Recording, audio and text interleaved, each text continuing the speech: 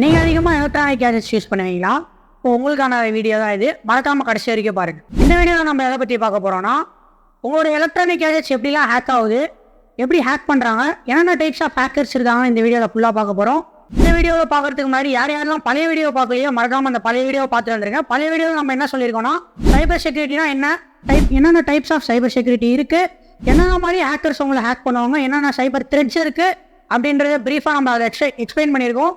அதுவும் இல்லாமல் cyber security ஜாபுக்கான என்னென்ன சேலரி பேக்கேஜில் என்னென்ன ஜாப்ஸ்லாம் சைபர் செக்யூரிட்டிக்கு இருக்குன்றதும் நம்ம அந்த வீடியோவில் போட்டிருக்கோம். மறக்காமல் அந்த வீடியோ ஃபுல்லாக பாருங்கள்.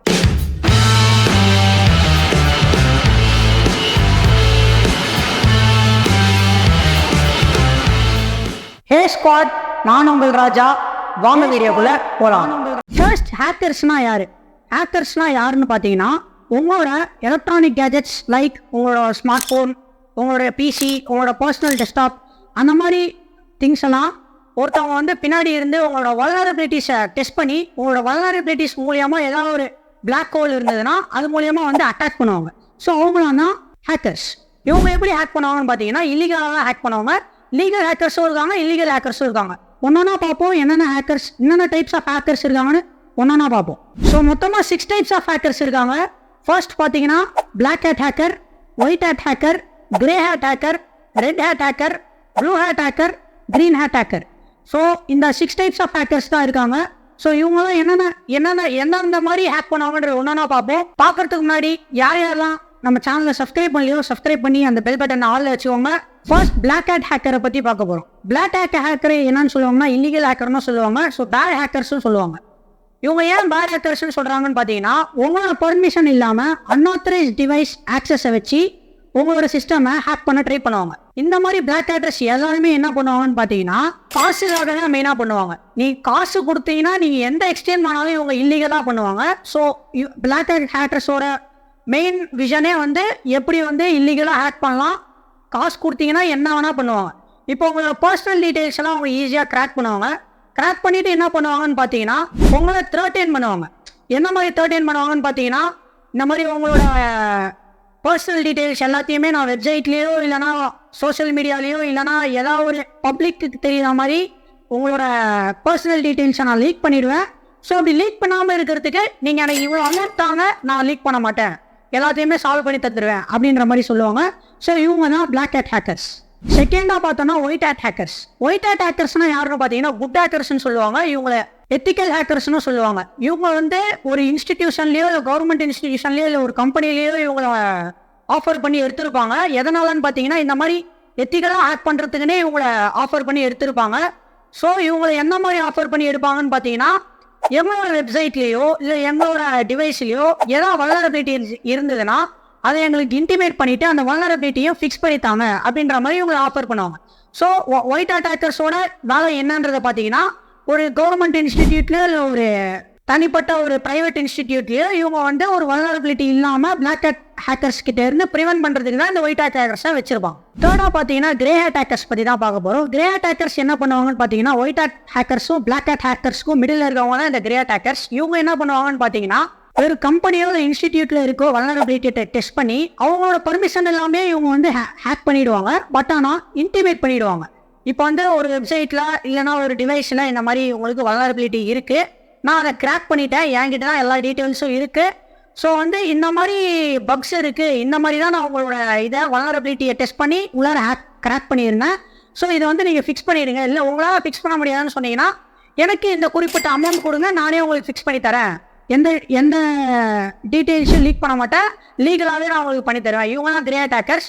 இவங்க வந்து இல்லீகலாகவும் பண்ணுவாங்க, லீகலாகவும் பண்ணுவாங்க. மோஸ்ட்லி இவங்க வந்து லீகலாக பண்ணுவாங்க. இல்லீகலாக பண்ணிவிட்டு லீகலாக பண்ணுவாங்க. மீன்ஸ் இல்லீகலாக ஹேக் பண்ணிவிட்டு லீகலாக வந்து இன்டிமேட் பண்ணிவிட்டு அவங்களுக்கு லீகலாக பண்ணி பக்லாம் ஃபிக்ஸ் பண்ணி கொடுப்பாங்க. இவங்க தான் கிரே ஹேட் ஹேக்கர்ஸ். ஃபோர்த்தாக பார்த்தீங்கன்னா ரெட் ஹேட் ஹேக்கர்ஸை பற்றி பார்க்க போகிறோம். ரெட் ஹேட் ஹேக்கர்ஸ் யாருன்னு பார்த்தீங்கன்னா, இவங்களும் same as white hat hackers. இவங்க என்ன பண்ணுவாங்கன்னா, இவங்க வந்து லீகலாக வந்து ஒரு இன்ஸ்டிடியூட்டுக்கு அந்த மாதிரி வந்து லீகலாக இவங்க ஹேக் பண்ணாங்கன்னா இப்போ பிளாக் ஹேட் ஹேக்கர்ஸ் கிட்டேருந்து காப்பாற்றுவாங்க. ஒயிட் ஹேட் ஹேக்கர்ஸ் என்ன பண்ணுவாங்கன்னா, பிளாக் ஹேட் ஹேக்கர்ஸ் கிட்டேருந்து காப்பாற்றுவாங்க. ஸோ இவங்க ரெட் ஹேட் ஹேக்கர்ஸ் என்ன பண்ணுவாங்கன்னா, அதே மாதிரி பிளாக் ஹேட் ஹேக்கர்ஸ்லேருந்து காப்பாற்றி இவங்க பிளாக் ஹேட் ஹேக்கர்ஸையே வந்து இல்லீகலாக அட்டாக் பண்ணுவாங்க. ஸோ நீ வந்து இல்லீகலாக நீ என்ன அட்டாக் பண்ணிட்டியா, நானும் ஒன்று இல்லீகலாக அட்டாக் பண்ணுறேன்னு அவங்களோட அன்ஆத்தரைஸ்ட் டிவைஸ் அவங்களோட வல்னரபிலிட்டிலாம் கண்டுபிடிச்சி ரெட் அட்டாக்கர்ஸ் ரொம்ப அக்ரெசிவாக வந்து பிளாக் அட்டாக்கர்ஸை ட்ரீட் பண்ணி அவங்களோட டிவைஸ்லாம் எல்லாத்தையுமே கிராக் பண்ணி எல்லாத்தையுமே உடச்சி அவங்களோட டிவைஸையே வந்து அன்ஆத்தரைஸ்ட் டிவைஸாக ஆக்கி ஃபுல்லாக கிராக் பண்ணிவிடுவாங்க. ஸோ இது இவங்களோட வேலை தான் ரெட் அட்டாக்கர்ஸ்.